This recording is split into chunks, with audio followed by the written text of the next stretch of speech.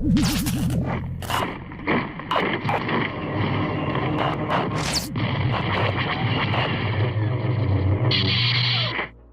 been over a decade since Disney has owned the Star Wars franchise. To say that the state of things are not so good would be a bit of an understatement. But what about 2023? Did things get better, or is it more of the same continuous decline that has occurred as time goes on? In this video, I want to go over the most important releases for Star Wars this year, including the shows, the video game Jedi Survivor, as well as the major announcements at Star Wars Celebration, and come to a conclusion if this was a good year for Star Wars or not, and how it compares to the other years. Like I said, Star Wars has been on a rather steady decline. You can't keep getting away with it! But as unfortunate as this is, two things that fans came together on are The Mandalorian's Season 1 and 2, and at the start of this year, the third season for this show released, and boy, do I have a lot to say about this season. Before we talk about the season itself, we need to look back at the prequels of it. The Mandalorian Seasons 1 and 2 are some of the best Star Wars we have ever gotten, and the timing of their release was perfect. It felt like, despite all of the controversies, Star Wars was taking a new turn and things were looking up for the future of the franchise. But then, the Book of Boba Fett released. How do you do that? How do you do that? What the hell is going on? And after the hype that was The Mandalorian Season 2, we all had high expectations for what was yet to come in the Mandoverse. Unfortunately, the Book of Bob remains a certified Star Wars war crime. The show decided to use 2 of its 7-episode run to focus on Din Djarin, and they decided it would be best if, despite completely making the entirety of Season 2 of Mando useless, they would have Grogu return to Din Djarin. Not only was the writing for why Grogu returned horrendous, but it still left such a small gap between the time the emotional arc between Din and Grogu concluded, where he learns to let go of his child knowing it is for the best, and the time where he returns to the Mandalorian, sent over by Luke Skywalker to a war zone in an empty X-Wing. What? Why? Why would we do this? Embarrassing. I don't need to ramble on about how poorly this was executed. And so with this, The Mandalorian Season 3 was right around the corner, but due to the writing mistakes, not just in the Mandalorian episodes, but in the Book of Boba Fett as a whole, it really seemed like the vast majority of excitement for this Mandoverse was diminishing. On a personal level, I was still excited for Season 3. I felt the trailer was captivating and there seemed to be some form of interesting story going on. And as for Grogu, I had been willing to give Jon Favreau the benefit of the doubt and believed naively that there may be a good reason Grogu had to return so soon, but no, this was not the case at all. The Mandalorian Season 3, to put it lightly, is one of those shows where it's not that it's an absolute disaster in of itself, but when you look at the 3 seasons as a trilogy, the whole thing just falls apart. When I look back at Season 3, it all feels like a first draft, and that the story that played out was not the story Jon Favreau had originally intended. For instance, let's look at Moff Gideon. What a disappointment. He went from a threatening, predominant villain whose screen time added tension and the feeling of worry whenever he was around our main heroes. Remember the ending of Season 1 and how intimidating he was? And then in Season 2, where he had a few layers of backup plans in case Din and his crew invade his ship to save Grogu? Oh yeah, the guy that kidnapped Grogu, remember that villain? The villain where the only time we felt a sense of weakness with him was when one of the most powerful Jedi to ever live showed up. In Season 3, he goes from all of that to a mustache-twirling cartoon villain whose entire buildup and suspense for his plans were dwindled down to him wanting to make clones of himself. Yeah, and not only that, the way to defeat these clones, which again is the result of the entirety of the first 2 seasons' villain plot, is to pull a little red button or something, and they all just kind of die. So what was the point exactly? Moff Gideon dies in the end. What the hell is even that? The most intriguing part about this story all had to do with Bo-Katan, I'll be honest. I was fine with Bo taking some form of the spotlight because her conflict is still directly tied to Din Djarin, and so I did find it to be an okay change in concept, but once again, we had this huge buildup that was closed off in such a poor and disappointing way. The trailers for this season made it appear that Bo-Katan might be turning against Din and Grogu for her own selfish gain. This would have been a great concept between these characters, but no. Her goal in the story is to reclaim Mandalore, but the show fails to give the audience any form of care or reason why they should care, and expects you to have knowledge of countless episodes of the Clone Wars and even some books here and there. This will never work.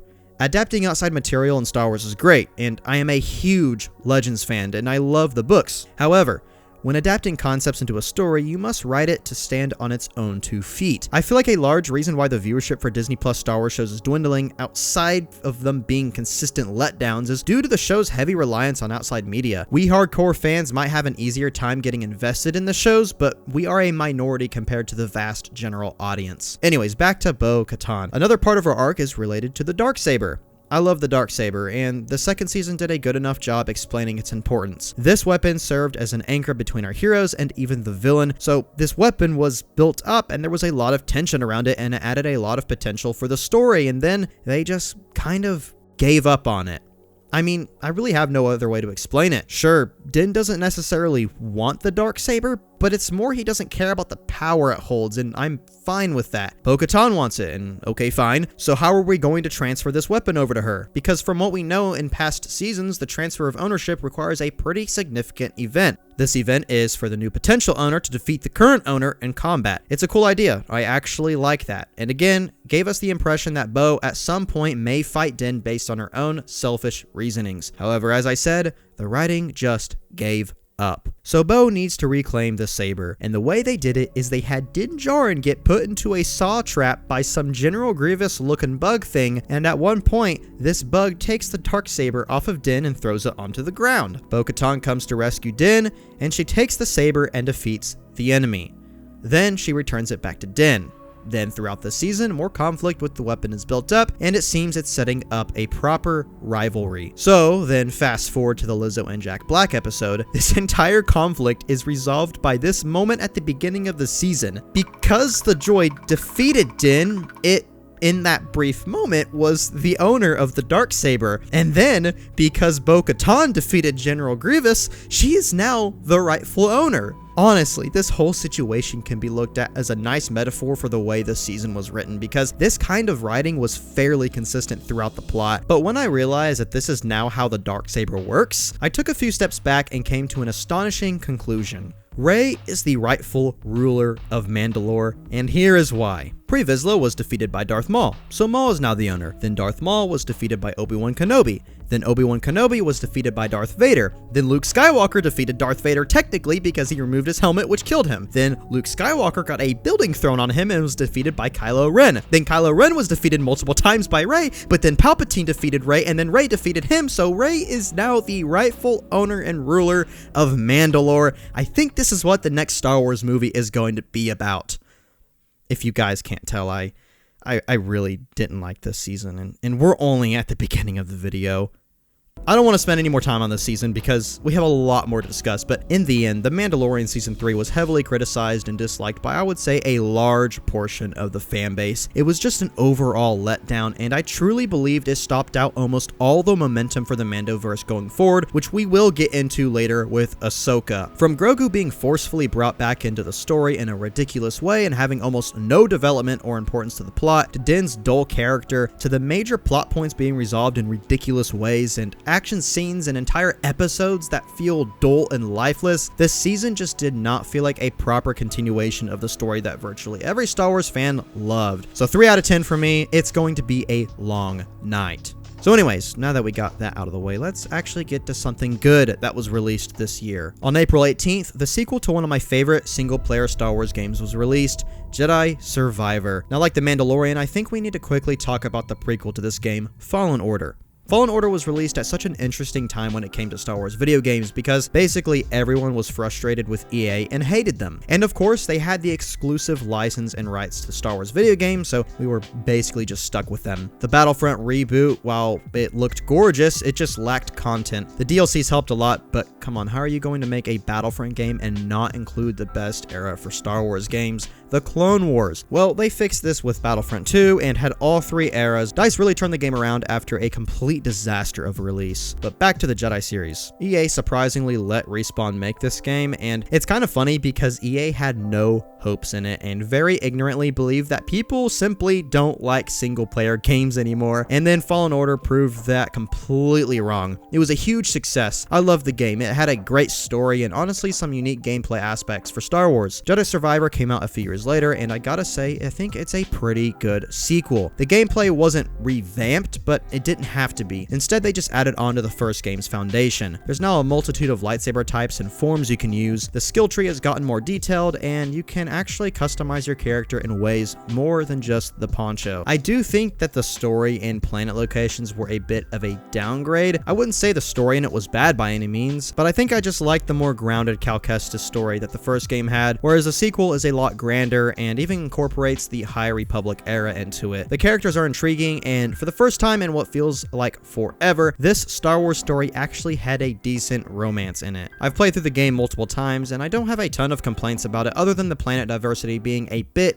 lacking.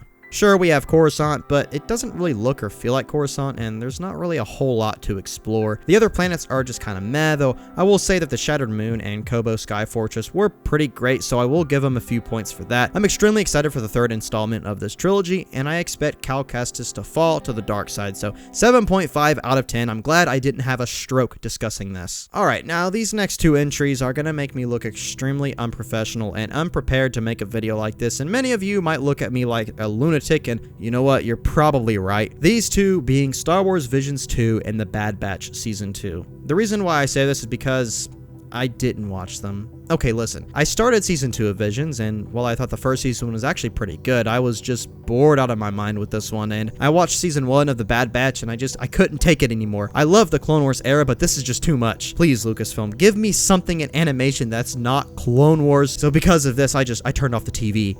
I'm sure there are many people who enjoyed the two shows, and hey, good for you. I just had no care in watching them, so I'm sorry if I disappointed anyone, but let's move on to the next topic, which is a very important one. This topic not being a show, movie, or even video game, but instead the holy grail of all cons and franchise events, Star Wars Celebration. I actually find it interesting that Star Wars is, from my knowledge, the only pop culture singular event. I mean, everything else is a collaboration of a multitude of franchises and all that. Oh, wait. No, I forgot about Minecon. Sky, did your friends really hold you hostage in room 208 yesterday? What? So Star Wars Celebration. I actually had a lot of friends who went, and honestly, it looked like a really good time, but no one cares about that, so let's get into the announcements. We got some updates on the upcoming shows, some leaked trailers that I can only show a fraction of a second of before Bob Iger sends an attack group to my location, and some news for the video games, but the main reveal was the next 3 Star Wars movies. I want to go over these individually and just give my thoughts on it. So let's just start with the elephant in the room. Daisy Ridley is returning as Rey in a new Jedi Order movie. Naturally, this sent the fandom into complete chaos and rage, and you know what? I'm just gonna say it. I'm kind of excited for this movie. Before you hit dislike and leave the video, let me explain. Whatever you think about the character of Rey or the sequel trilogy, I think we can mostly agree that Daisy Ridley did a great job with what she had to work with, and there is a lot about the character of Rey that I actually like. I enjoy her arc of struggling with her letting the past overcome her, to the Skywalkers guiding her to the truth that family is stronger than blood, and basically a Palpatine being adopted by Luke and Leia. The execution of it was all over the place, but still, I don't mind the conceptual idea of it. With that said, Rey's return isn't what I'm most excited for. What I'm most excited for is the possibility of John Boyega returning as Finn. I don't need to recap how disappointing his character was in the sequel trilogy. What the hell is even that? He was phenomenal in The Force Awakens, and then things just fell apart after. But if there's something that The Rise of Skywalker did right, it's Force-sensitive Finn.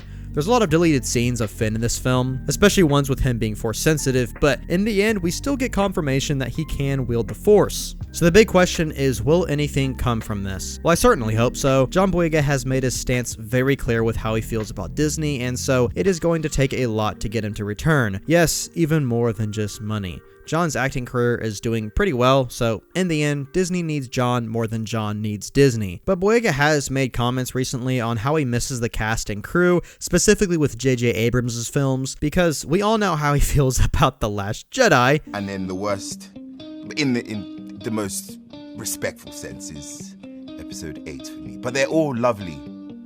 Maybe I'm drinking the Kool-Aid, but I do believe there is a chance for him to return.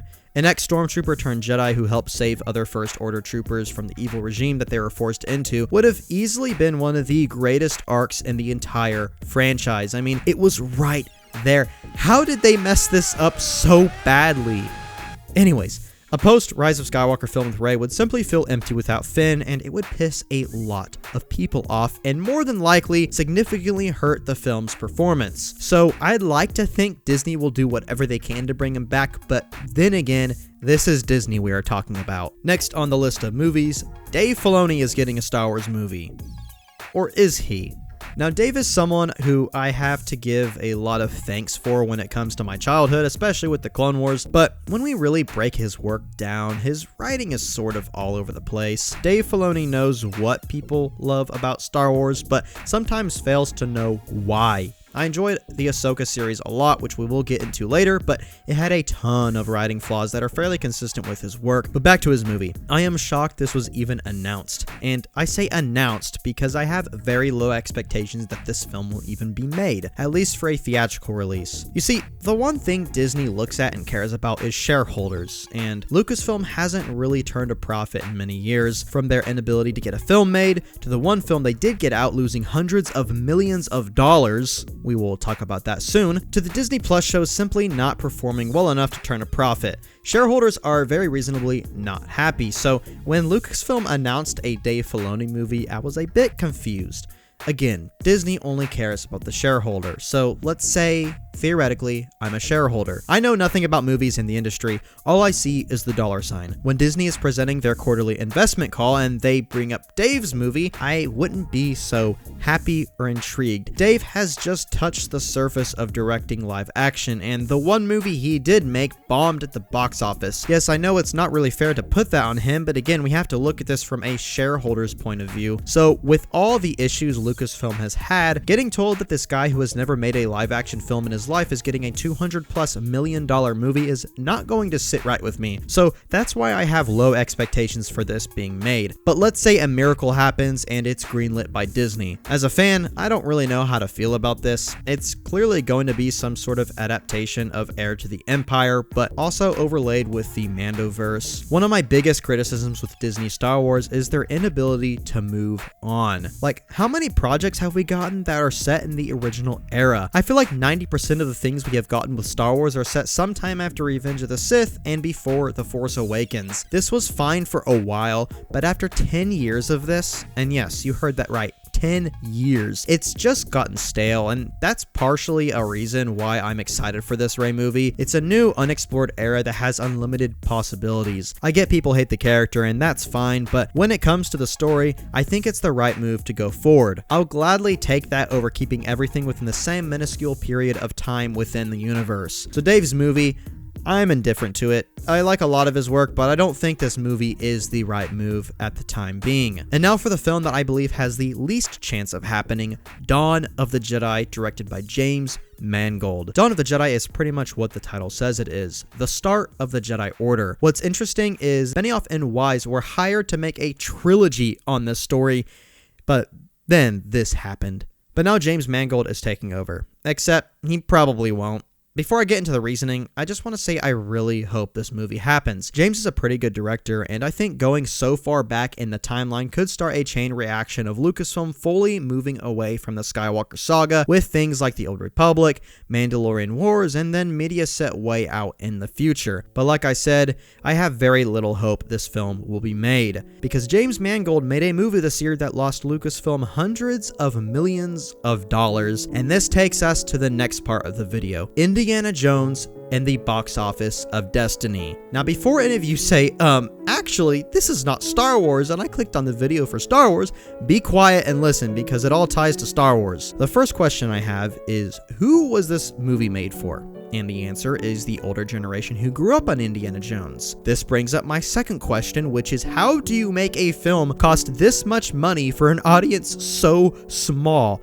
Like, seriously, Indiana Jones isn't like Star Wars, Marvel, or DC in the sense that it doesn't have multiple generations built up around the franchise. I don't know many people my age who have seen a single Indiana Jones film. So Indiana Jones and the Dial of Destiny somehow ended with a budget of around $350 million. No, I am not kidding. There were so many reshoots and production issues that led to this astonishing number, but guess what? This is without marketing, which is estimated to be another $100 million. This makes it one of the most expensive films ever made, and considering that means the movie needs to make almost $1 billion just to break even, as Disney only gets back roughly 50% of ticket sales, I can't imagine Bobby Iger was too happy to see that the film made under $400 million in the box office. That's under half of what it needed just to break even. It also doesn't help that Solo, a Star Wars story, had a similar failure. So why does this tie into Star Wars? Because James Mangold directed this movie, and he's now set to direct this Dawn of the Jedi movie as well. It's going to take a Sheev Palpatine level plan of manipulation to convince shareholders that this is a good idea. So no, I very unfortunately do not believe he will be making this movie. Some say another director could pick it up, and that is very possible, but I will be shocked if it goes through. But anyways, to recap this situation, Indiana Jones failed, and Disney had a Star Wars meltdown. And now, getting towards the end of the year, I want to close off the video with the second major show that was released, which is extremely important to the current state of Star Wars and its future, Ahsoka.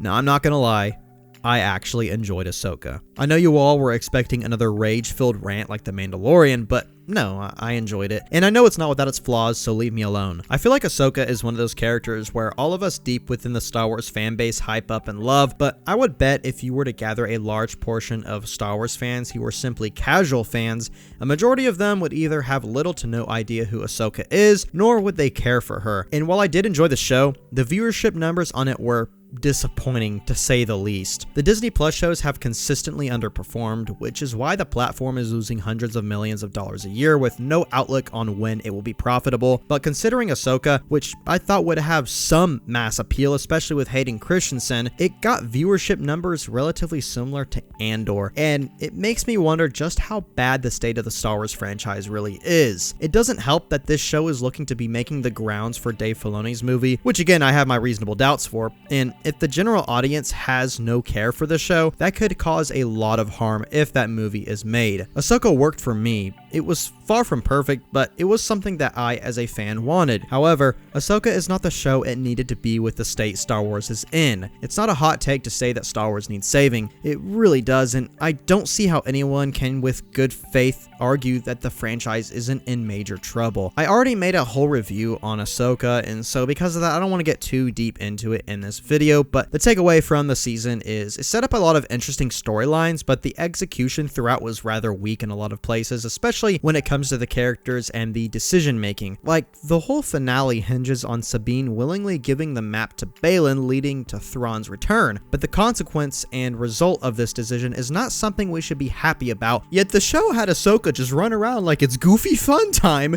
even though Sabine just gave the keys to allowing Thrawn to start another war in the galaxy. Ahsoka developed into an ambitious and hopeful character, yes, but it comes across as naive more than just being optimistic. Ezra's where he needs to be, and so are we. What? The ending with Anakin was beautiful, and the music was also phenomenal. I rate Ahsoka a 6.5 out of 10. It had some great highs throughout, and definitely had some lows due to the consistent writing flaws, but I did enjoy the story for the most part. Ahsoka closes off the year of 2023 for Star Wars.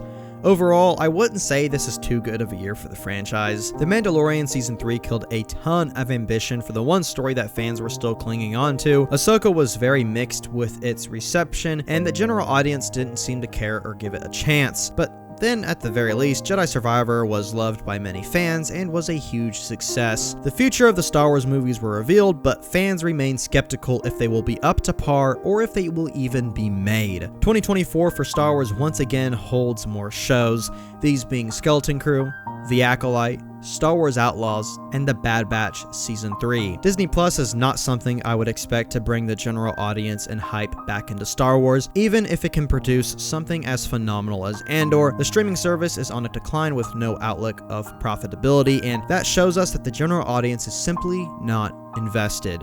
Star Wars needs to return to the theaters, but it needs to be done right. There's a lot of change and productivity that needs to occur to get the trust back from us hardcore fans and get us the excitement and ambition back like it was 10 years ago when Disney purchased Lucasfilm. 2024 Star Wars is just around the corner, and as always, subscribe for more Star Wars news, theories, essays, and more, and I will hopefully see you in the next one.